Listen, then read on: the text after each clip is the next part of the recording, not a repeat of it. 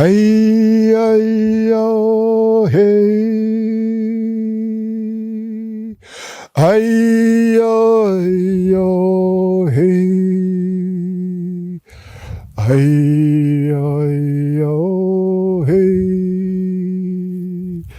Hey, hey, oh, hey. Hey, hey, oh, hey.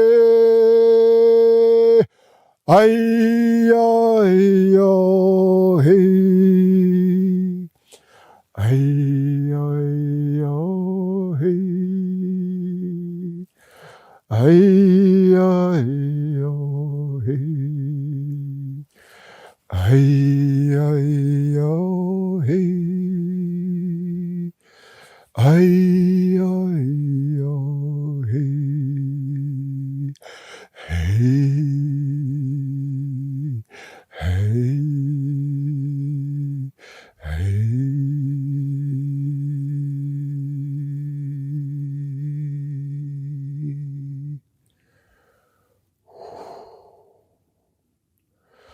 Ho ho. My name is Angaangaq, and it means the man who looks like his uncle. And I actually do look like my uncle. I was named after my father's older brother. His name is Qoyegi, which means the beloved one. But he was named after his uncle Angaangaq, who was named after his uncle Qoyegi, who was named after his uncle Angaangaq. So I go long ways back. Now I'm sitting here on my land, and I call it my land because now I'm the oldest one in the family. This is actually the home of our beloved grandmother, Angaangaq, our father's mother. She grew up here in the late 1800s, because this is their land where they go hunting, and they live there for all summer. And it's so interesting. We have now learned that they've been living here for about 6,000 years. I can't really count 6,000 years, but it sounds a lot. But that's how long my family lived here. Right behind me, over this little hill, is a longhouse, ceremonial center in the winter. Down at the beach of the big lake, there's about 100 duberq places. Duberq is a teepee made of sealskin or caribou skin. That's where they lived. And this is the land of the hunting. It's an incredible valley, which is about 25 to 30 kilometers long.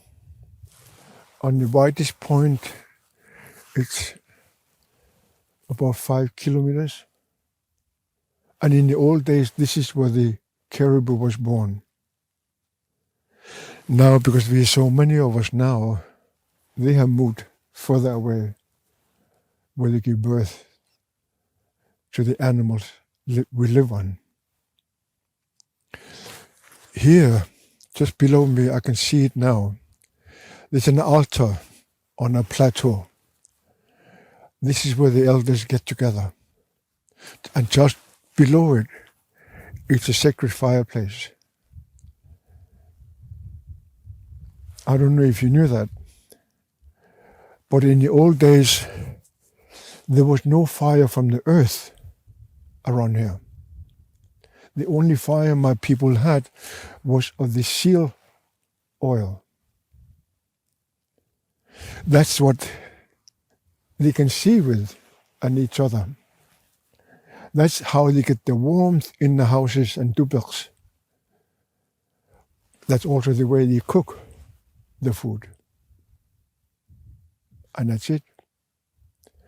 And there's nothing else from here, just about 400 kilometers to the west, where my grandmother comes from the village of Ancestral.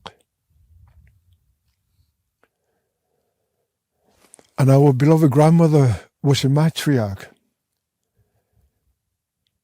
I managed to see my father's father because I was born way up north in Kutslisat. And then my father got a telegram from his mother which says, if you want to see your father alive, you should come now. So my father, after my birth on November 2nd, packed up his belongings with his wife, my mother, and my older brother Angaangaq, and put on his dog sled and traveled for several months into the mainland from Qaqataswaq, into the mainland of West Greenland, and across from Ilulissat to the mainland again. Ilulissat is where all the icebergs, world famous icebergs, are born. And we came to Asiad, which is a town in the old days, already a town of many people, where the ship will come. And we traveled hundreds and hundreds and hundreds of kilometers on a ship and came to Manitok, where my grandfather was ill. I used to sit on his lap. I remember he could no longer walk, but he could lift his legs and play with me because I was the newest grandson he had. I can feel my stomach as he lifted his legs, and we would laugh together. I can smell him still. I can still hear his laughter. I can see his beauty of smile despite his illness. But then he left this earth. So my grandmother, like all the other grandmothers, became the matriarch of the society in which we lived, on the village of Qaqat. And in the old days when I was born, it was still a tradition that grandmothers will raise the grandchildren. Why? Because mother and father had to hunt and fish. There was no grocery store to go to. There was no electricity to have. There's no running water to have. Everything is natural. But mother and father had to hunt and fish. Thus, all these grandmothers would take care of these grandchildren. And my grandmother, our beloved grandmother, had many grandchildren. Sometimes I know how to count them. Other times I forget how many we were. Because we were not just the grandchildren, they were also our cousins, then our friends she raised. And her way of raising us was telling us stories. It's so interesting. Angaangaq would tell the same story over and over and over. And then those older ones than us, they would say, oh God. They didn't say, oh God, they said an English translation of it. We listened to them before. And my grandmother would have beautiful, beautiful smile. And she would tell exactly the same story again. Over and over and over. Then she would say, listen, then listen more. Only then can you tell a living story. Can you imagine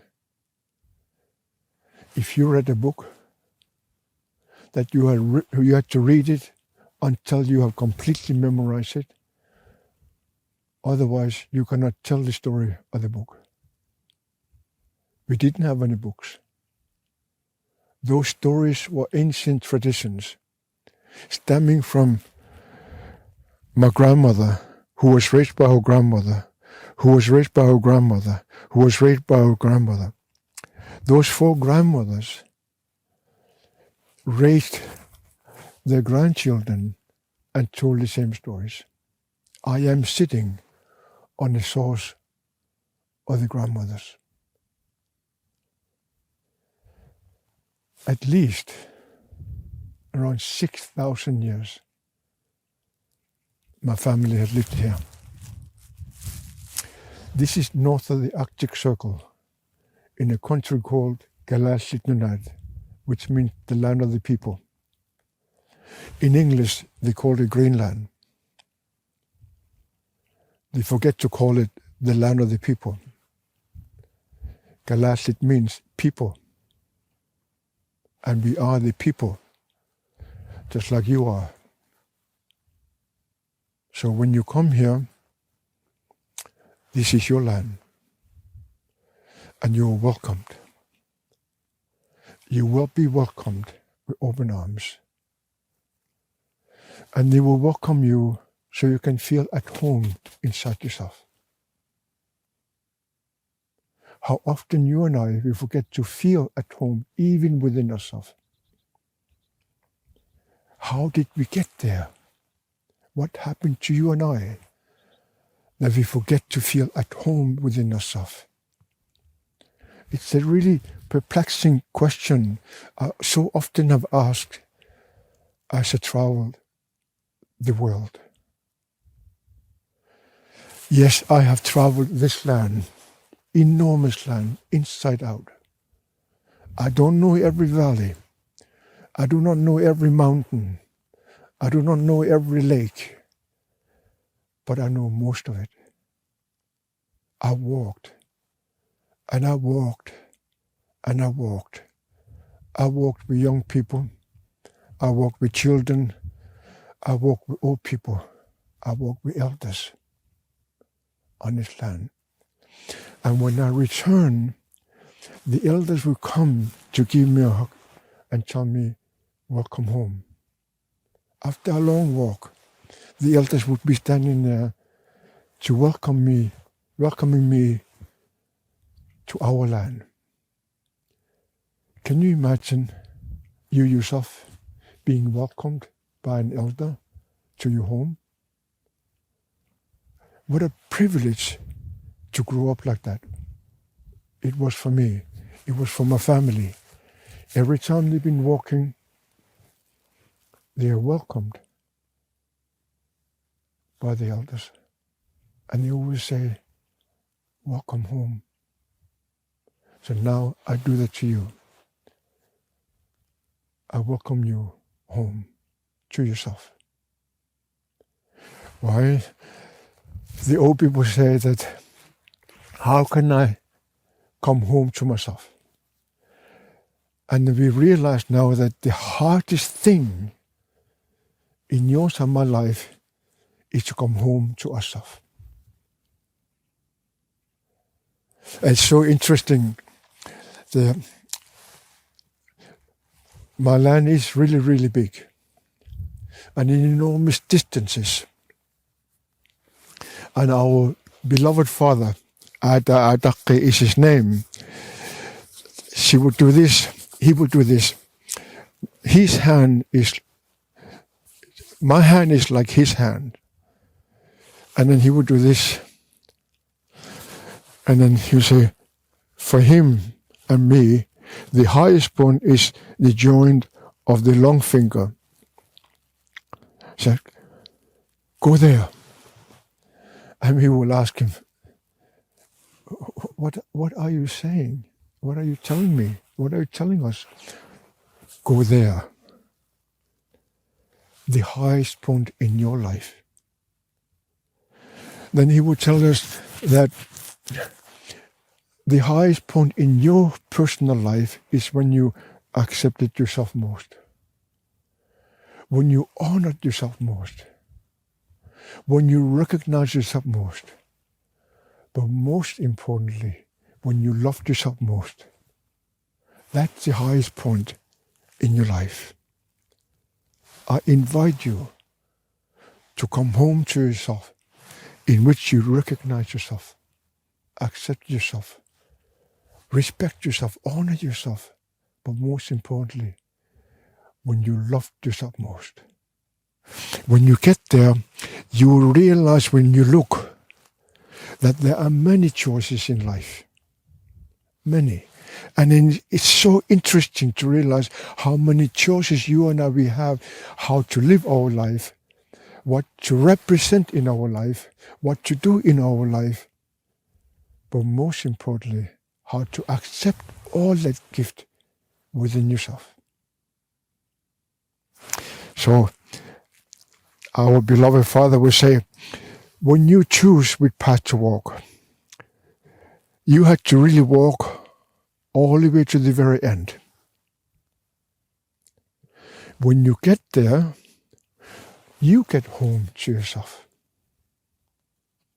Can you imagine you and I learning to get home to ourselves?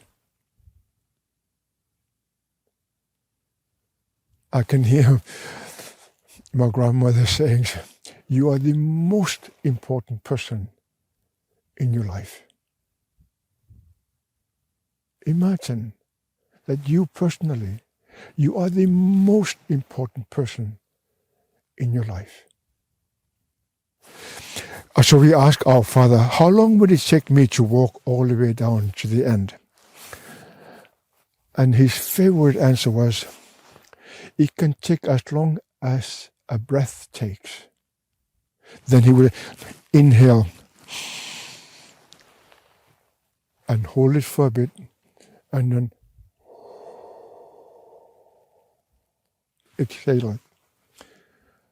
And now we know that it takes approximately 12 seconds to do that. That's how fast you can come home to yourself. But then he would smile and say, oh, it can take a lifetime to get home to yourself. And that's really perplexing matter of question. What is a lifetime?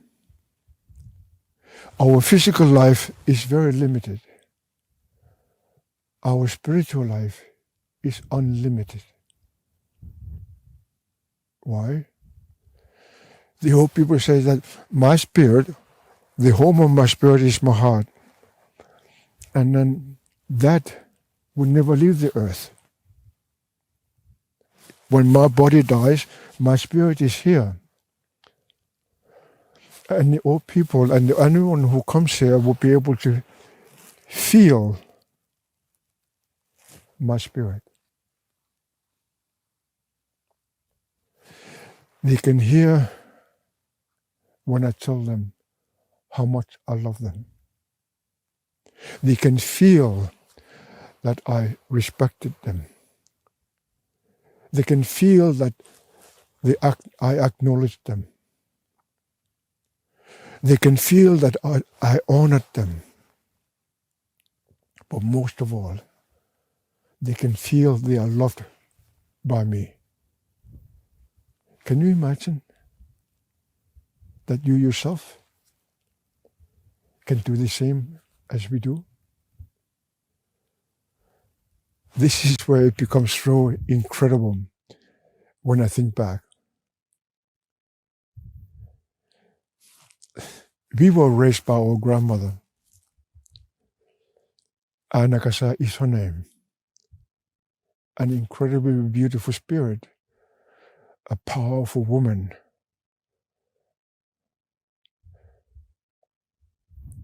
With a heart, which you would say in English, heart of gold. No, her heart was much better than gold. Her heart was the finest gem of earth. How did she do that? She accepted everybody, no matter who they are. She was a doctor. She was a medicine woman. So she welcomed everybody who comes to her. No matter who they are, no matter how they feel, what they think, what they feel. She welcomed them. She gave them a hug and give them kuniks, sniffing. I still do that, or we still do that. We do that to smell your emotion. Can you imagine to be welcomed and someone sniffing at you to read your emotions? It's so interesting that because now scientists have proven that you and me, every different emotion you and I we have, our smell changes. So Angaangaq will smell to see if you're okay. Now I do the same. I would sniff at you because I want to read your energy. So no matter where I've gone, and I have traveled a lot, I hug people and I smell them. And I've done it all over the world. And it's so interesting, the reactions of some people. So, what are you smelling? I'm smelling you because I want to know if you love yourself. I would say that. Loving myself. Remember, you can never love somebody or anybody if you don't love yourself first. If you are just like everyone else around the world, you will fall in love with somebody.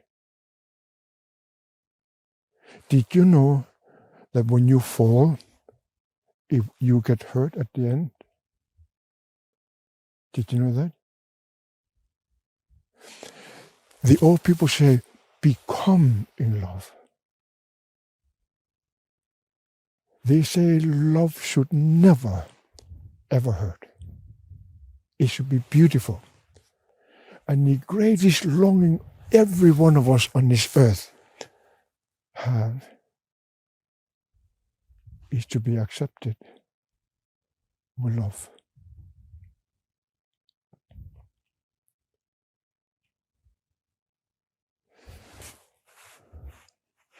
I remember giving my grandmother a hug.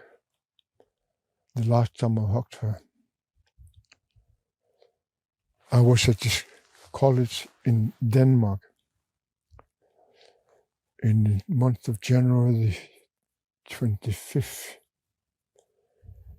In 1969, she passed on to the next world. But I remember my last hug with her. She was not well already.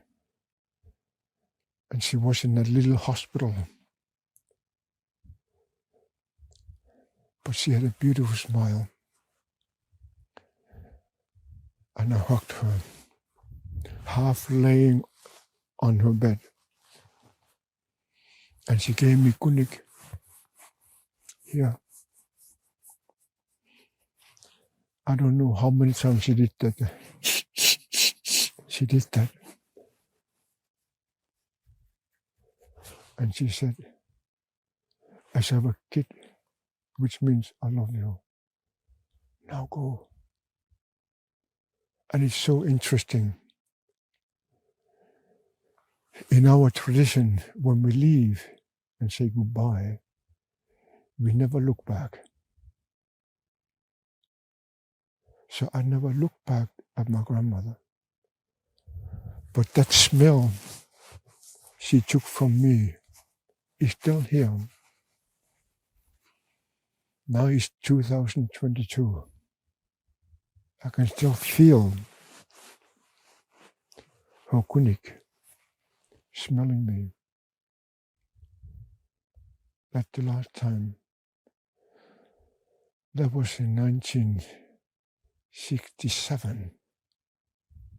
She gave me her last kunik. But it's still with me. Yes, she no longer lives here. She's somewhere here. Because my people believe that when you leave your body, your spirit will remain here.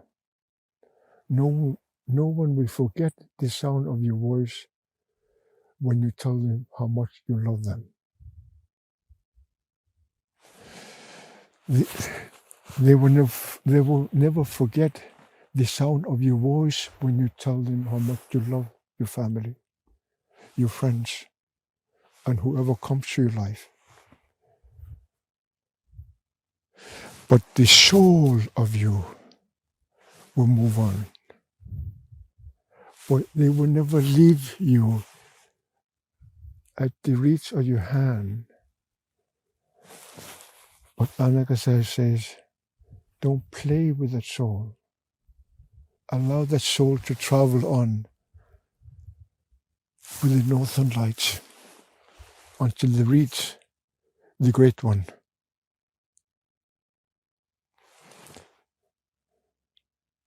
I often think about who is that Great One. And when you ask Angaangaq, she will say, the man who made us.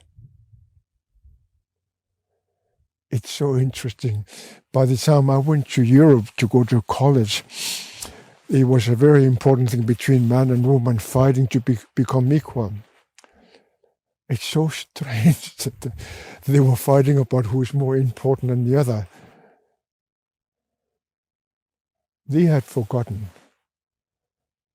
that we are all equal, woman and man. So they will say the creator is she. No, creator is not she or him. The creator is very different. The way you and I, we are. We are the people who live on this earth. There's the female, always on the left side. Why? Angaangaq says because that's the closest to the heart. And far away from the heart is the male. And this morning, the great sea eagle, Natdorli, came on a visit. Her home is just right up here. She will give birth to the next generation right up here behind us, a kilometer away from us. So the female is always the left, the male always the right. It's so interesting to listen to the old people saying, if the bird needs to lift, she can never lift if the wings are not equally strong. Can you imagine you and I becoming to accept the reality as a family, a mother and a father, lifting the family up? If the wings are not equally strong, family can never lift. I believe that I told you that I travel a lot. I have seen, unfortunately, too much, way too much, where the inequality is so strong, where a family can never be lifted. The old people say once the eagle lifts, she just jumps, and then one moment male aspect will be much stronger and they will turn this way. The other moment the female becomes much more stronger and it soar to new height you and I we never dreamt we could reach. If you could imagine as a family that we can reach heights within ourselves we could never imagine. Imagine yourself as a family where you reach heights you could never imagine. And inside yourself, you are so high. higher than the big sky above us. That's how far you can reach as a family. But when the family has to learn, if the wings are not equally strong between the female and the male, it will crash. The bird will crash. I am a hunter. I have hunted many birds, the geese and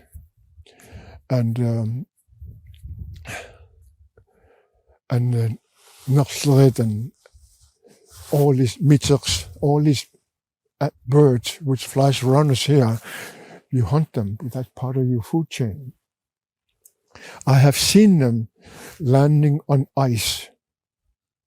And because of the wind, we cannot see the wind right now, the birds is not keeping the balance and they crash.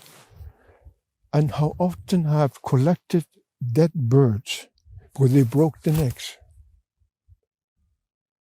and just say, oh, which means thank you. That's what happens to a female and a male in the human world. They crash. And I often in my travels ask, how many do you know in your world who have gone separate ways because they could not stay in balance with each other as equals? In the modern language, it's called divorce. It's so interesting to realize how many of us on this earth has gone through that same process because we don't know how to be equally strong. One day, I would love to be in a situation where people come as females and the males equally strong when they lift and when they land. And it is so interesting. The big airplane is exactly the same way, the modern airplane. If the wings are not equally strong, I don't care how many engines you put it on, that airplane cannot lift if the wings are not equally strong. It has to be in that balance. The same thing when they land. If the wings are not equally strong, it will crash. So you and I, we're not so different than the airplanes of today as humans on this earth. And that's called family. Can you imagine? As your children grow, they learn about that teaching, that everyone is equally strong. If not, the society would be out of balance. The whole society would be out of balance. How can love exist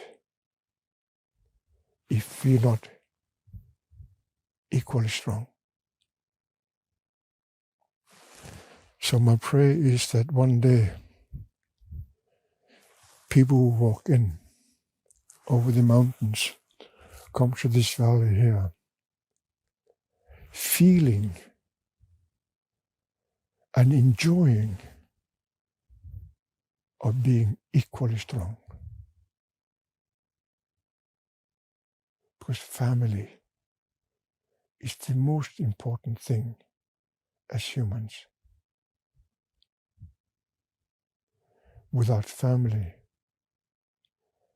without equality, we will fight with each other. And do you know how many are fighting each other today? Here, I cannot hear the news. And I'm actually really happy that I cannot hear the news. But when I go to town, I hear the news. Did you know another big war has been born? And it's getting really bad. And I think often, because when the people from outside came in here, they call us uncivilized.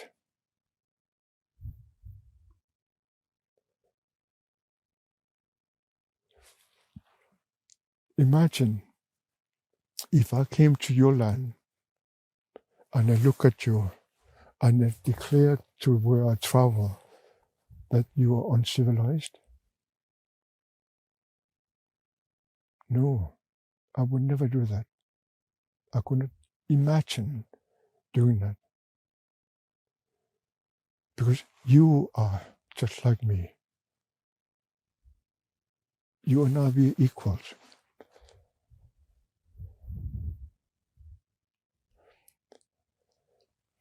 My grandmother, our beloved grandmother, Angaangaq, would tell us that in the east, you can see the big eyes behind me. When the sun comes up, she has an amazing color around her. But as she leaves the contour of the earth, she becomes yellow. Now we have learned there are actually yellow people on this earth. And they are so incredibly beautiful. Me and my wife, beloved Sinika, we traveled to the Far East. We met them in Japan, in Taiwan, in Hong Kong, in Macau, and in China. We met them. They are so incredibly beautiful. But then, as the sun rises at noon, when you look at her now, she's white. Now we have learned there are actually white people on this earth.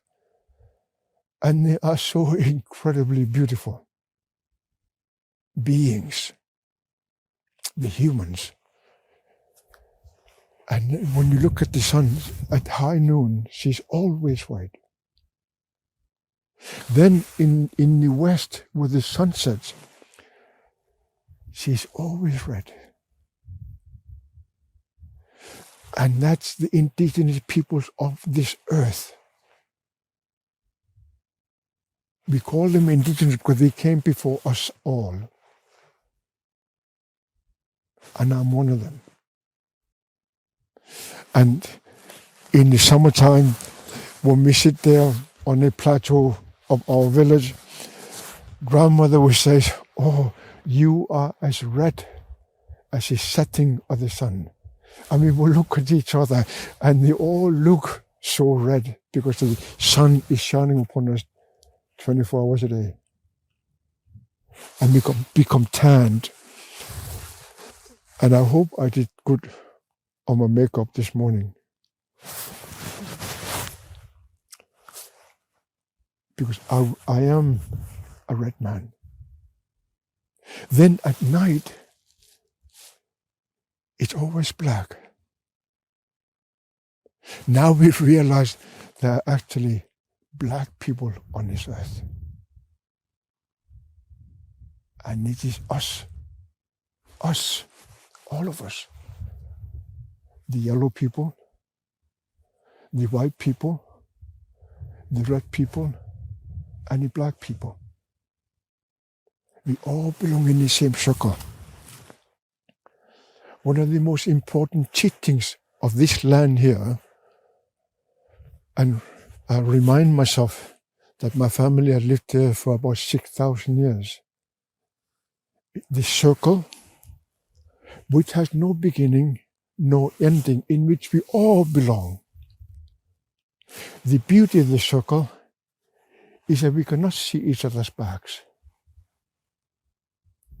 And the strength of the circle is that we can only see each other's beauty. Can you imagine for all of us to live like that? I grew up in a time with a pandemic called tuberculosis. Many thousands of people died. Many thousands in all of continent of North America in which we are part. many red people died of tuberculosis, like here. My grandmother says the greatest illness of mankind is not tuberculosis. She said, no, the greatest illness of mankind is that you speak behind somebody's back.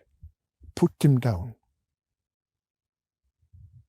To make yourself more important than everyone else. That's the greatest illness. Backbiting, putting people down behind their back is the greatest illness of mankind. When I ask myself often, when will we become equal to each other? When will we stop putting someone down behind their back? When will we stop saying, oh, don't believe. It doesn't matter. That's not important. No. These old people here, they say, everyone, without any exception, are important. You are important. When you are yellow, white, red, and black, you are important. Those who say you are not have lost the capacity to understand the beauty of mankind.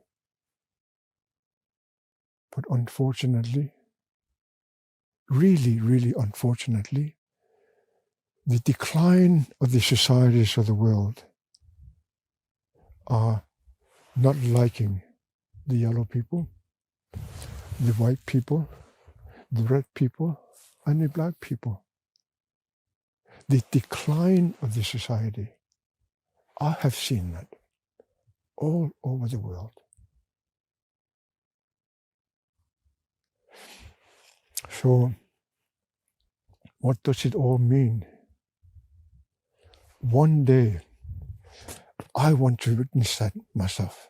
One day, I want to wake up from my dubek, my tent. I want to get out from my sleep and say, ho ho! Welcome home, every one of you. This is our land. You know what we call her? Mother Earth.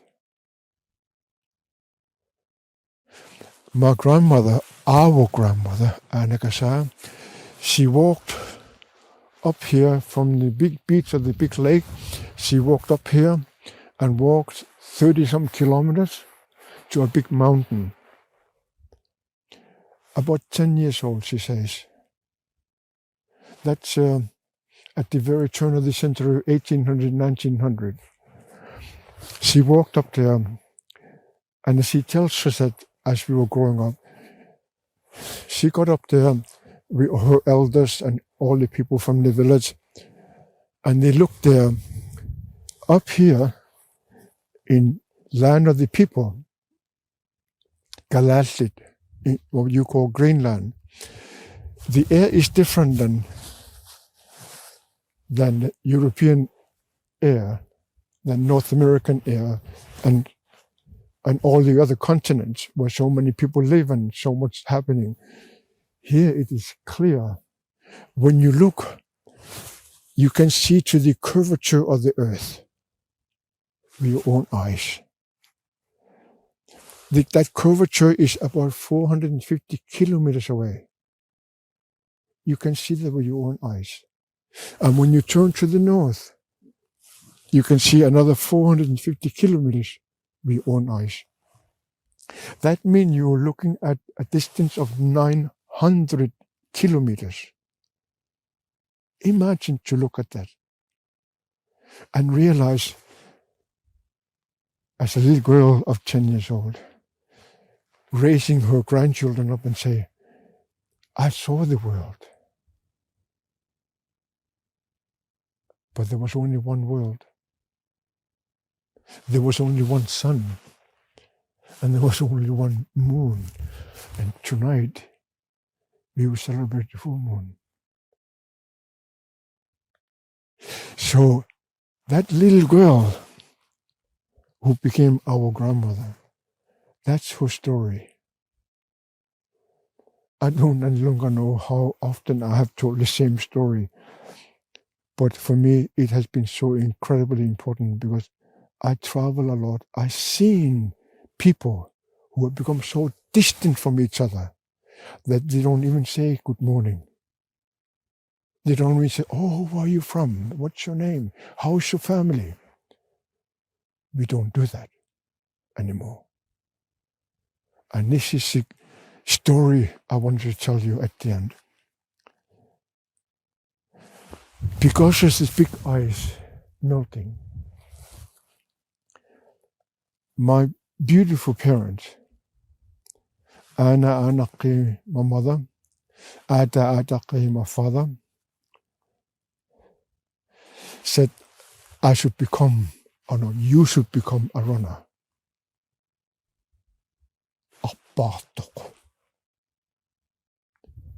I know the story of Bartok, the runners. I know them.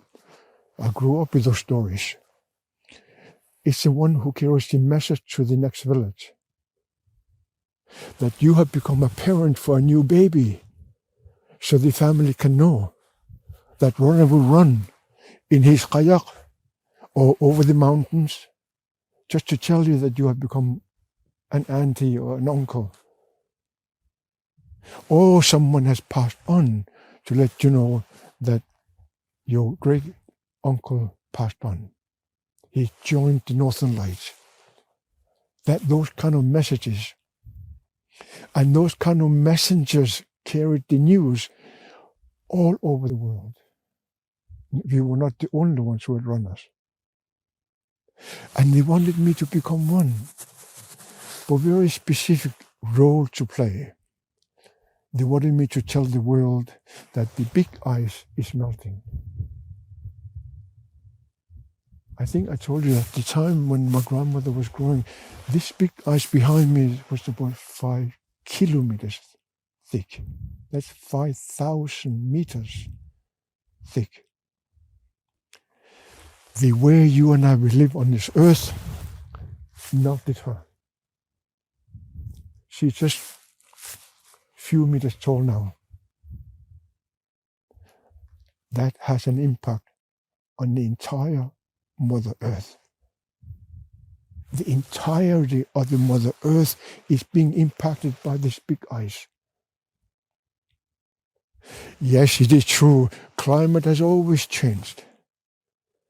But this time, you and I, we have never been so many. We are now just about 8 billion of us. And everyone needs to eat, everyone needs to drink, and everyone needs to live. So we used all the resources we have. Now, we are short on even water. This big ice is melting. I will show you a bit later. There's a small river coming from the big ice of the melted ice. But in a month's time, this is now month of May, in a month's time, this river will be running more than 1 million liters per second from the melting ice. The only thing is that there are more than 10,000 rivers like that. So after many years of traveling the world, I decided to go home. My grandmother has passed on. My father has passed on. It was only my mother. I came home to a little house. She made me a cup of coffee and she made herself a cup of tea. And we were sitting there. And my mother knew that I have a message to give her. I said, I don't want to be a runner anymore. And she looked at me. Tell me more. I said, I cannot change the world. It's too big. Too many people. They don't listen. They don't believe in climate change. They don't believe what you have told us will happen in the world. And it's so interesting. She was sitting on my father's chair, and I was sitting on her chair. And then she got up. Of course, as traditional people, when a mother or grandmother stands up, you stand up too. So I did. And she took my hands like that. And she's a beautiful woman, this tall. So I'm looking at her, and she had the most serene face of beauty you could imagine. And then this woman, or my mother, she closed her eyes. So I closed my eyes. And this is what she told me. My son, you're just going to have to change the ways. You're going to have to learn to melt the ice in the heart of man. Only by melting the ice in the heart of man, man will have a chance to change and begin using his knowledge wisely. When she stopped, I shook her hands. And I opened my eyes, and I shook her hands, and she opened her eyes. And I asked her, how? And it's so interesting. Our beautiful mother, she closed her eyes again, so I closed my eyes again. And she answered my question, how? She said, you're just going to have to change the ways. You're going to have to learn to melt the ice in the heart of man. Only by melting that ice in the heart of man, man will have a chance to change and begin using his knowledge wisely. It's so interesting. Then she shook my hands. I opened my eyes and I looked at her, and she has the most serene, beautiful smile. She took her hands away from me and she went to her kitchen. So I realized that you and we have an incredible knowledge. And I have seen that incredible knowledge all over the world. But we're going to have to change. We're going to have to learn to use that incredible capacity we have, a gift we have, and use it wisely. If we don't, the world, the way you and I will know it, will never be the same. One of them is that we don't like each other as the yellow people, as the white people, as the red people, and as the black people. We're going to have to learn to accept each other because we are the gifted from this great one. We're all equals. If not, another big war will be born, and destruction of a big river will come.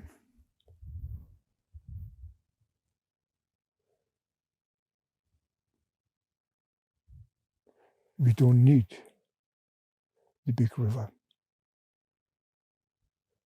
but we're going to have to learn to stand together as equals. After all, we are the citizens of the same world. There's only one earth, and we need to take care of her better by accepting each other.